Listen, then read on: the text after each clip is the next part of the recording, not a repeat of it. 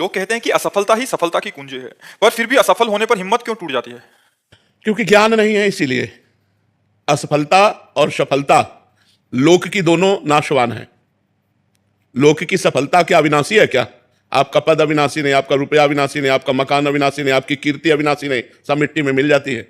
तो यदि हमको ज्ञान हो तो हम सफलता और असफलता में सम रह सकते हैं, दुख और सुख में हम सम रह सकते हैं, संपत्ति और विपत्ति में हम सम रह सकते हैं। जब हम सुख में फूल गए तो दुख में फिर निराश होना पड़ेगा, उदास होना। अगर सुख में हम सम रहे तो दुख हम पर उतना प्रभाव नहीं डाल पाएगा। ऐसे ही असफलता तभी होती है जब हमारे पूर्व पाप होते हैं या हम जो कार्य करते होते हैं उसमें प्रवीणता नहीं होती, तभी असफलता होती है। तो हमें चाहिए एक बार असफल होकर के हम दोबारा असफल ना हो, ऐसी प्रवीणता लानी चाहिए, और वो भगवान के नाम जब से मिलेगी, भगवान के शरण में आने से मिलेगी, भगवान की कृपा से प्राप्त होगी सफलता। तो हमें चाहिए कि चित्त को भगवान से जोड़े, तो बड़े से बड़े असफलता को भी हम हंस करके सह करके सफलता की तरफ आगे बढ़ सकते हैं। अगर भगवान से नहीं जुड़े तो निगेटिव विचार हमको और असफल बनाते हुए हो सकता है डिप्रेशन में डाल दे।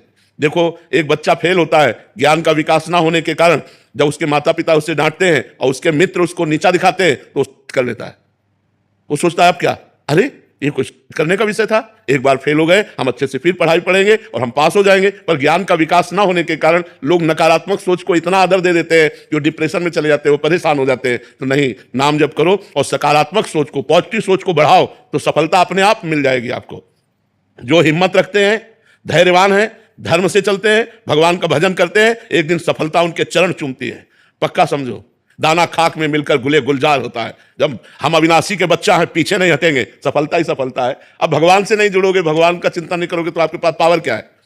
किस पावर से आप सफलता प्राप्त करोगे? ये जितनी सफलता है सब पुण्य से प्राप्त है, लेकिन आप भगवान से सफलता प्राप्त करो तो अविनाशी पद मिलेगा, भगवान की कृपा मिलेगी।